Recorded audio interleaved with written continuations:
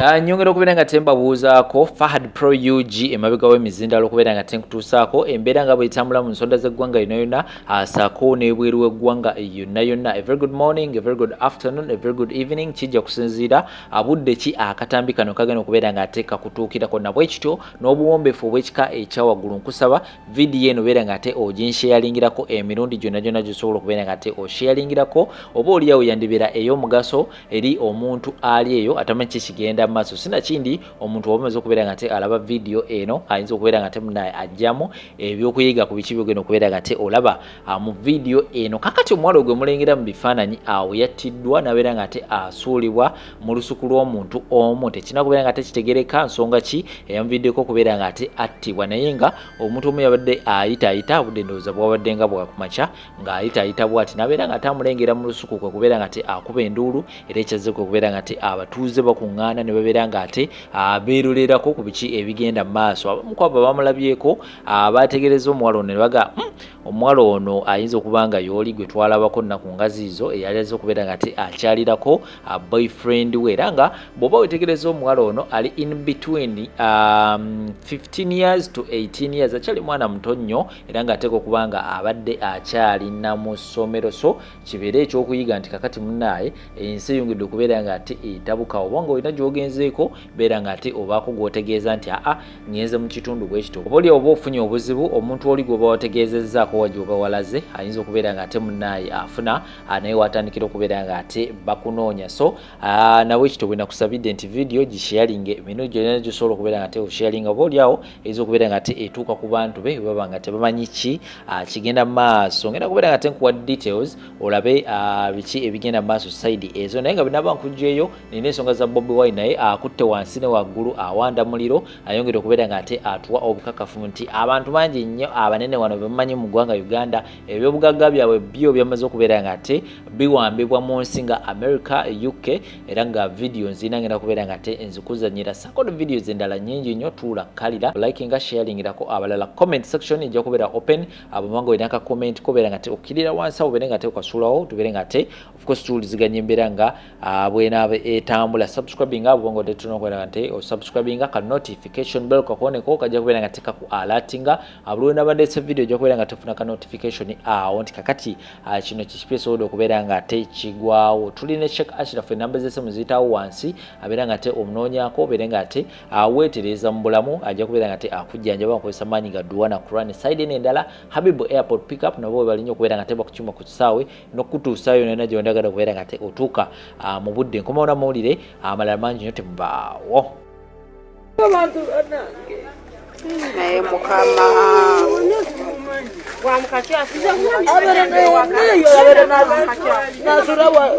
ajja mu buzzi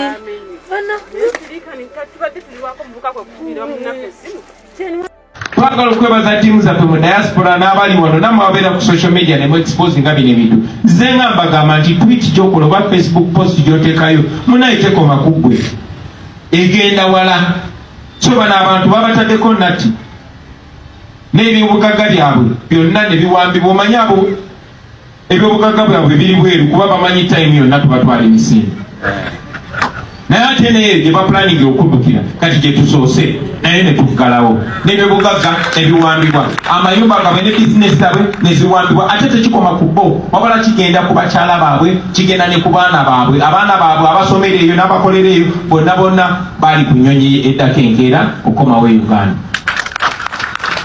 so njagala okubategeeza nti tetutudde musobola okukola byonna byonna bye mukola naye mujja bisasulira muyinza okubikola nga mwagala kusanyusa Museveni naye mujja bisasulira mwenna nga ne bosi wammwe Museveni mwali. I always try not to talk about this. Era najja wano abantu bannemerako nnyo nga bambuuza omwana omuto bw'atyo kyekyamuse ne sibagamba naye bino bye tutambula ku social media nina vidiyo gye ntaaginzaawo mbadde ntambula nensanga omwami yali photographer eyakolanga photographer ku mukolo gwa muganda wange ng'ali mu kuwaayo story eyo eya muganda wange enzitibwa gye yattibwamu n'embudde we yattibwamu oyo muganda wange yali anzirako bamutayina emyaka 18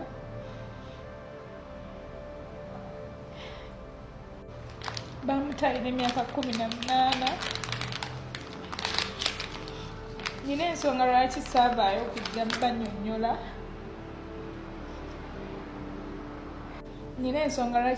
okujja mbanyonnyola kiki ekyatta muganda wange because nali sisobola kiruma kubanga muganda wange yandifudde ng'afudde nga tebamusse. Muganda wange oyo yafanga lumu ogw'omusanvu ng'omukolo gwa muganda wange guliyo nga 2 ogw'omusanvu, naye nga yabadde akola ku buli kimu mu kyalo nga gwe batuma genda olaba ow'enkoko, genda olaba ow'ente, genda olaba ani, kubanga yali mugezi nnyo. wabula muganda wange oyo batamutte, bamutta abavubuka ku kyalo. Wabula byali bwe biti, abeera nnyo ne ssente, so buno obuwalawala bw'okukyalo bumwesibako nnyo kubanga bwabeeranga nnyo newaka nga yeekweka kubanga yalina ensonyi.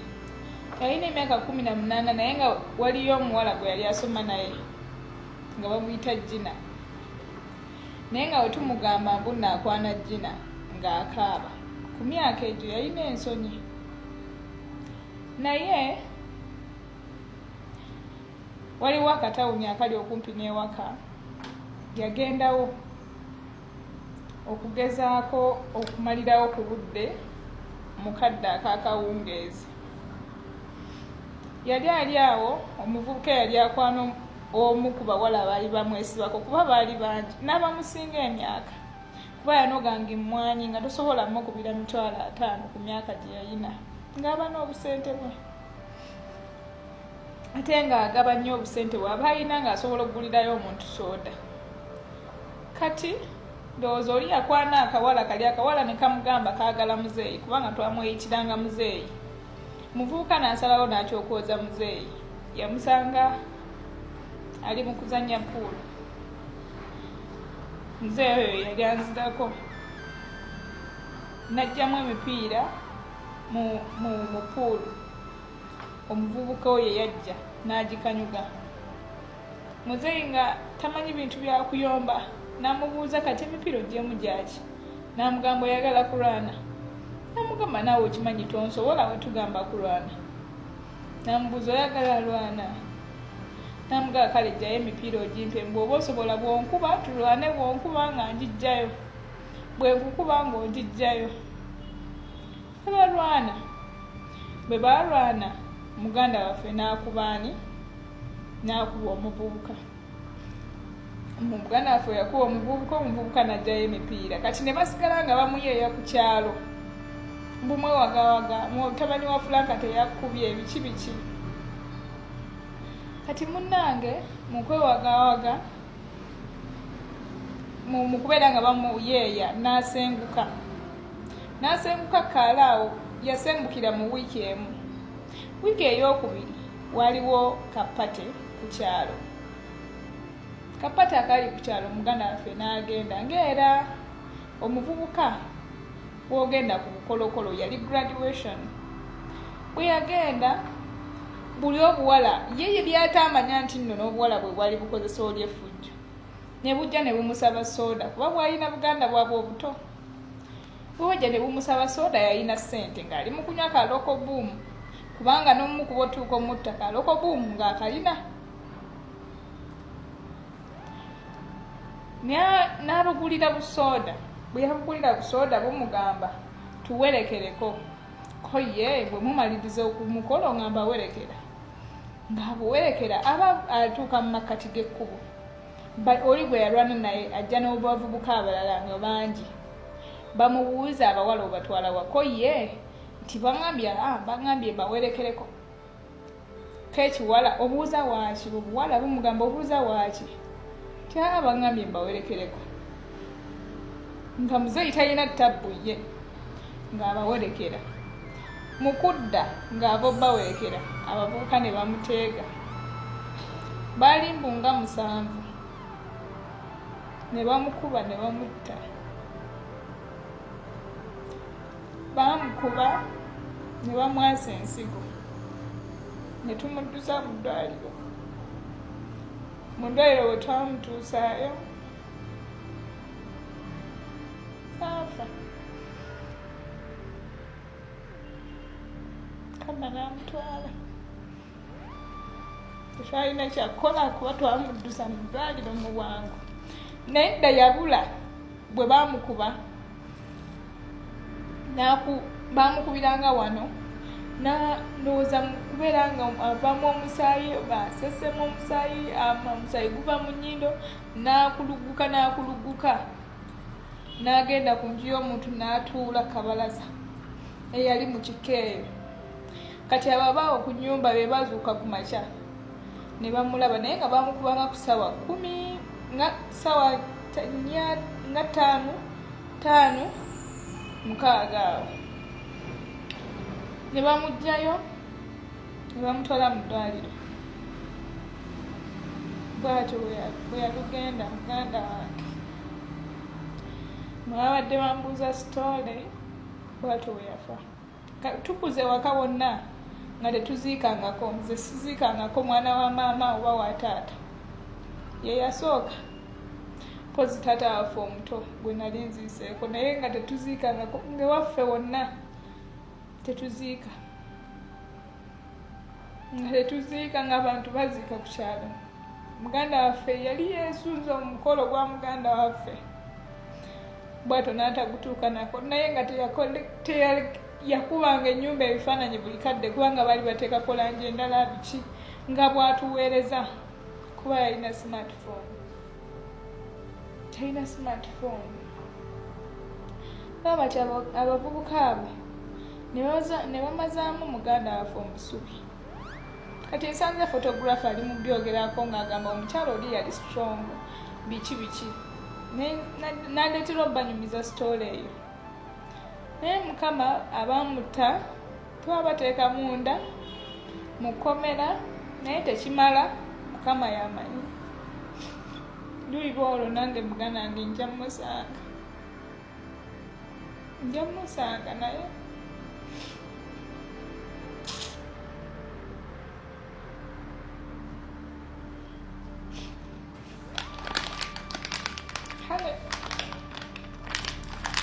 yebyo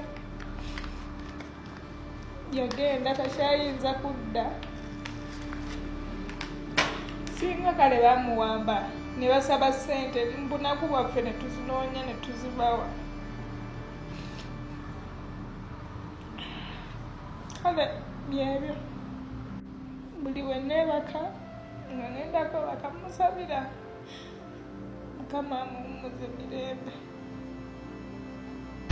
nga bwe muze mulaba nti olwa pressure gye muze muteekawo basebo ne banyabo bapolitical prisoners baffe abamu bagenda babata pressure gye mwateekawo ey'amaanyi locally ne internationally ya forcinga regime okuta bano bawaiza ba Edi Mutwe ba Nubian Lee ba Dani Majiki ba Modern Tambi n'abalala newankubadde mwami Museveni yafuba nnyo okuteekawo ekiboozi n'agamba abano bambatadde bateeseza nange era nakozesa ne bannaffe abamu okwagala okuteekawo ekiboozi okutusindiikiriza okwogera ne Museveni twakyogera lunye era tuddamu ne tukyogera nti tetugenda kuteesa ku ddembe lyaffe kuba lyatuweebwa Katonda ne likakasibwa constitution tetugenda kwegayirira Museveni mu ngeri yonna kuba tetulina musango gwe twazza in fact bwe tuba tutunuulidde amazima Museveni ye mmenyi w'amateeka so tetugenda kwogera naye oba kumwegayirira naye pressure gye mwateekawo era gye muze muteekawo nga muba demandinga internationally nti babadde bafuuse n'aba icons ng'otambula eyo mu Amsterdam gy'otamanyi n'osanga akafaananyi ka Olivia Lutaya nga bakapaintinze ku kisenge bano abantu babimanya nakibagambako bano nti baagala okuta abasibe bano naye bamanyi nti banaata bano abasibe olunaavaayo basobola okubakuba mu kooti tuyinza obutasalibwa kati naye gye bujja kuba n'omusango gubalopa gavumenti eyo okubasiba mu kkomera ebbanga eryo nga tebalina musango. Gavumenti ya Museveni yalemwa okuleeta obujulizi bwonna obulumika baganda baffe. Eyo ensonga lwaki babadde tebawoza okumala emyaka 4. Bonna Lukutana yakuba muntu amasasi bamusiba yonna ku ngazi izo, mwalaba Kanyamunyu ebbanga lye bamusiba n'abalala.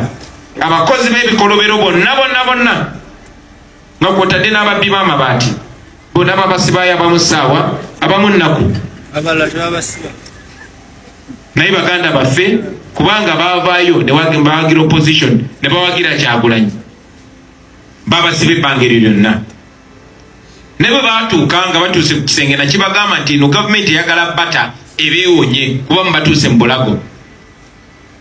Basala amagezi gonna okwejjako omusango so that bwe muvaayo mu kkomera okusooka temusobola basiba balopa mu kooti batanza. Nene ekyokubiri nga bamanyi nti bwe munaakomawo ate mujja kubanga muli kaali nnyo. Ensonga lwaki bakozesa amagezi gonna. Era ensonga nga Museveni bwalonda omuntu kuba minisita ng'alina ensonga emulondesezza nga bwe yalonda Saamu Mayanja nga ensonga ye yagenda kuvoola Kabaka. Bw'atyo bwe yalonda Balamu ng'ensonga ye yagenda kusendereza baganda baffe na kubatiisatiisa kubakkiriza misango gye bataakoze. Bw'oba ogamba nti nateesa ne Museveni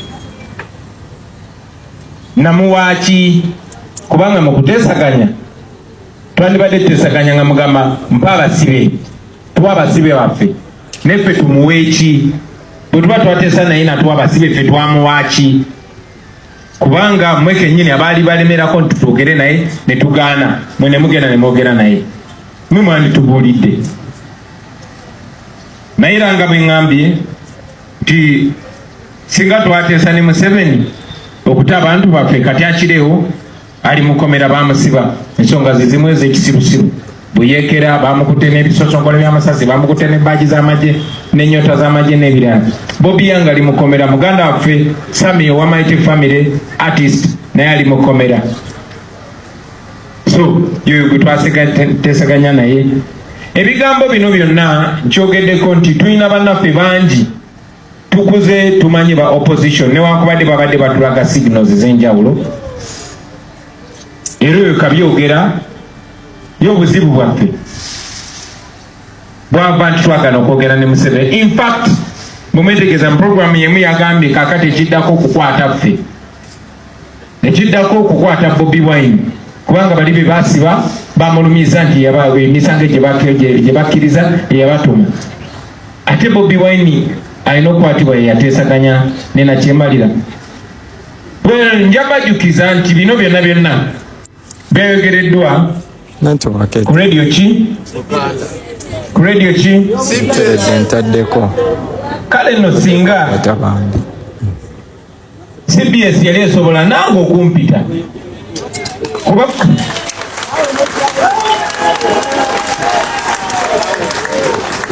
radio ya bujjajja ate nga bajjajja ababogerwako ne jjajja wange naye mwali tandibadde kirungi nnyo.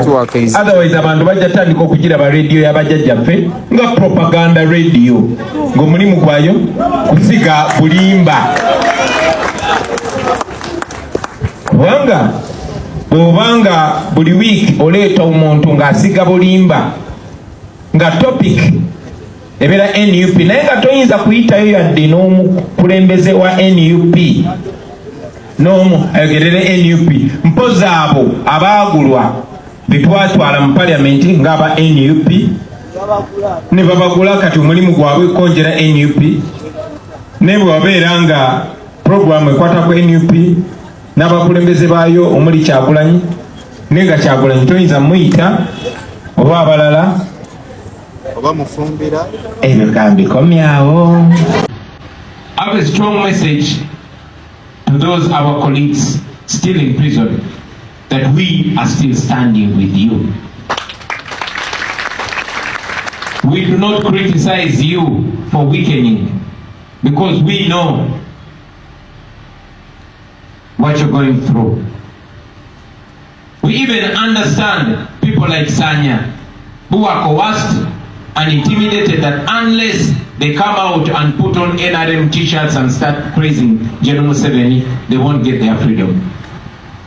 We know that the things that they're being forced to do or say are not the things they believe in. So I want to encourage all of you not to see them in a negative light. Don't criticize them. Don't abuse them. Don't insult them. Give them love. Give them hope, because they need it. They have fought a good fight and they are still fighting. Keep your arms open for them. I want to thank our team that has been looking after their families, paying school fees for their children. I want to thank you very heartily for not stopping. And we shall not stop. These people are innocent. These were just supporters. The regime is doing this to intimidate anybody else. But they don't know that they continue to expose themselves. As for us, we shall not give up. I also want to salute comrades like Machete, like Kalanzi, and many others who are still in prison, and they are still refusing to go by what Balaam and Museveni are saying. Because they understand, we took time to explain to them, it is so dangerous for anybody to coerce you to accept and be convicted, not of any other crime, but terrorism. That means you are a terrorist. That means you are accepting a curse on yourself. Ex-convict. This regime is so heartless. You cannot subject somebody's son or daughter to such a curse. They didn't. Terrorism, supporting the opposition is not terrorism. If so, why did they arrest me? Because these people were supporting me and the National Unity Platform. Why don't you arrest me? Why don't you prosecute me for terrorism? That shows that you're just cowards. Anyway, we salute you, comrades. We are still with you, and we shall continue standing with you. Abalungi abatuuliriza era abatulaba olunaku olwaleero tukyaddeko ewa Sheikh Asiraf Dembe. Sebo sanyusa okubalaba. Amannya agange Seeka Asiraf Dembe akola ku bizibu by'enjawulo. Omuntu singa aba alina ebirwadde musomereddwa, tunywa amazzi ga lukuya nga bw'obadde ogalaba, tugenda abantu ku kyoto ne twokya emizimu emibi egibabaamu n'okulombeddwa. Abantu singa abeera ng'ali wano atuuse nsobola okumulombeera edduwa, ne waba atatuuse nga mpadde amannya ge naye ng'ali wala. Neetaase enamba yange yeeno eri 0707363711. Nammwe bannyinaffe abali ebweru oyagala okuba nti oyagala okulombera ku dduwa ng'olina ebizibu, viza zibuze, amaka gakolongotana, sente zikola zimpita mu ngalo, ojja kumpeereza ekifaananyi kyo n'amannya go, ebyo byokka bijja kummala, nja kukulombera edduwa, ojja kutereera. Olunaku olusembayo mu mwezi mba n'edduwa ey'awamu ffenna n'abalwadde bange abakadde n'abapya. Salaamu alaikum warahmatullahi wabarakatuh.